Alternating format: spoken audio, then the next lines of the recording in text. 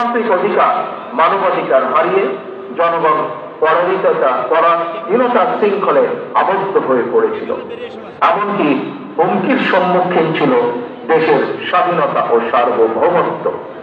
তাই এবারে গণ অভ্যুত্থানের মধ্যে দিয়ে কেবল মানুষের অধিকারই প্রতিষ্ঠিত হয়নি, দেশের স্বাধীনতা সার্বভৌমত্ব রক্ষা পেয়েছে। দেশ এবং জনগণ এখন স্বাধীন। গুম, খুন, অপহরণ আর বিভীষিকাময় আয়নাঘরের আতঙ্ক মুক্ত। স্বাধীনতা সার্বভৌমত্ব রক্ষার পর এবার দেশ এবং জনগণের স্বাধীনতা সুরক্ষায় প্রথম কাজ হতে হবে রাষ্ট্র এবং সমাজে মানুষের গণতান্ত্রিক অধিকার এবং লুণ্ঠিত ভোটের অধিকারকে পুনঃপ্রতিষ্ঠিত করা। তাই প্রিয় ভাই ও বোনেরা, দেশে বর্তমানে প্রায় 12.5 কোটি ভোটার। এর মধ্যে 2009 সাল থেকে এ পর্যন্ত ভোটার তালিকায় প্রায় 2.5 কোটিরও বেশি নতুন ভোটার সংযুক্ত হয়েছে। ভোটার হবার পর তরুণ প্রজন্মের এই 2.5 কোটিরও বেশি ভোটার একটিও জাতীয় নির্বাচনে ভোট দেবার সুযোগ পায়নি। ভোট দিয়ে তারা তাদের কাঙ্ক্ষিত জনপ্রতিনিধি নির্বাচন করতে পারে, অথবা তাদের নিজেরাও কেউ ভোটে নির্বাচিত হয়ে জনগণের প্রতিনিধিত্ব করার সুযোগ পায়। বিএনপি বিশ্বাস করে, বিএনপি মনে করে দেশের জনশক্তির অর্ধেক নারী এবং তারুণ্যের এই বৃহৎ অংশকে রাজনৈতিক অংশীদারিত্বের বাইরে রেখে একটি বৈষম্যহীন মানবিক রাষ্ট্র গঠন সম্ভব নয়।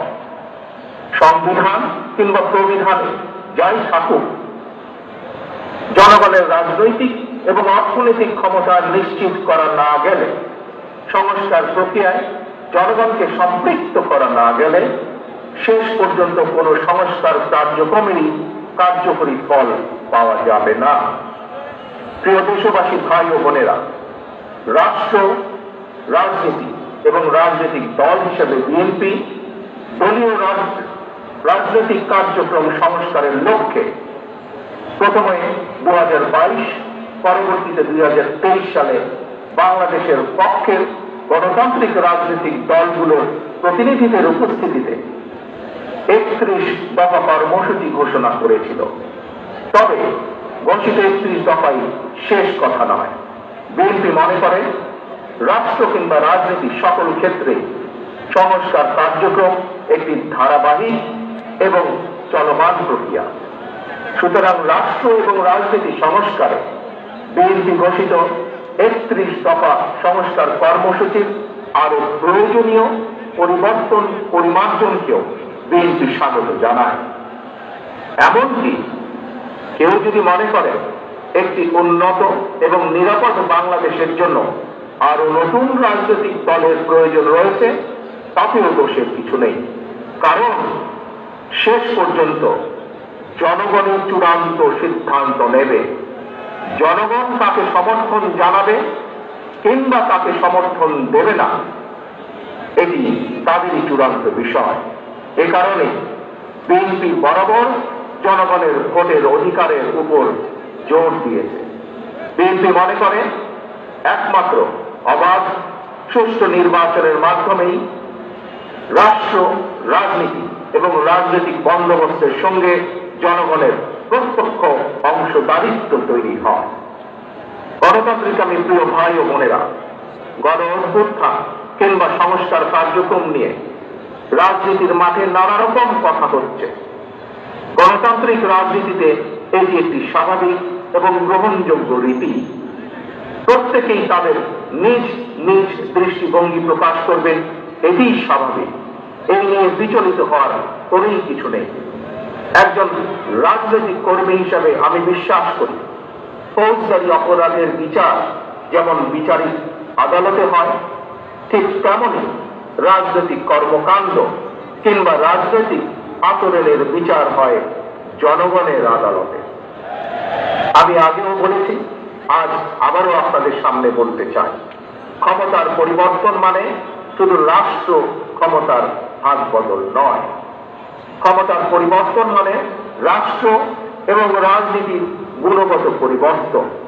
তাই প্রতিটি রাজনৈতিক নেতাকর্মীর মনে রাখা প্রয়োজন, রাজনীতির গুণ পরিবর্তনের জন্য রাজনৈতিক দলের নেতাকর্মীদের আচার আচরণেও গুণগত পরিবর্তন জরুরি।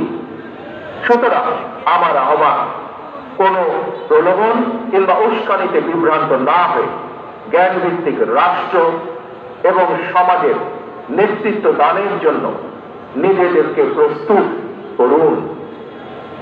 গণতান্ত্রিক আমি প্রিয় ভাই ও বোনেরা, হাজারো শহীদের রক্ত স্নাত এই রাজপথে আজ আপনাদের এই স্বতঃস্ফূর্ত উপস্থিতির অর্থ জনগণের কাঙ্ক্ষিত বৈষম্যহীন বাংলাদেশ গড়ার এই যাত্রা পথে বাংলাদেশের পক্ষের শক্তিকে আরো কিছু পথ পাড়ি দিতে হবে।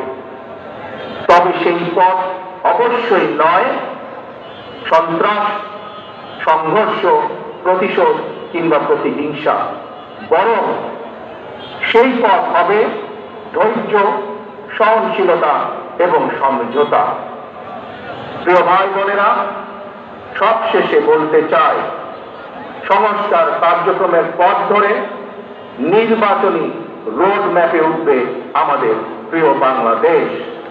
সুতরাং আসুন আমরা সবাই কাজের মাধ্যমে জনগণের বিশ্বাস, জনগণের ভালোবাসা অর্জন করি, জনগণকে সঙ্গে রাখি, জনগণের সঙ্গে থাকি।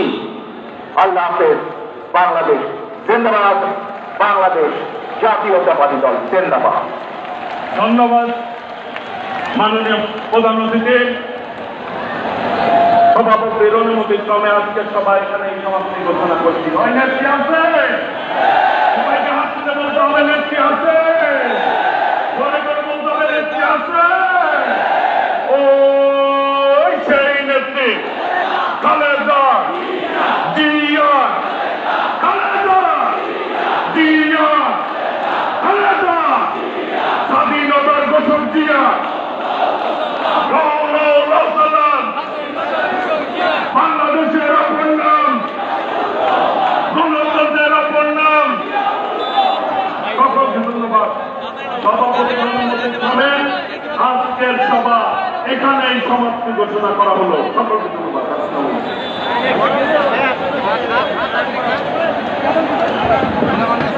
হ্যালো, একটি বিশেষ সূচনা, একটি কনসেপ্ট ছিল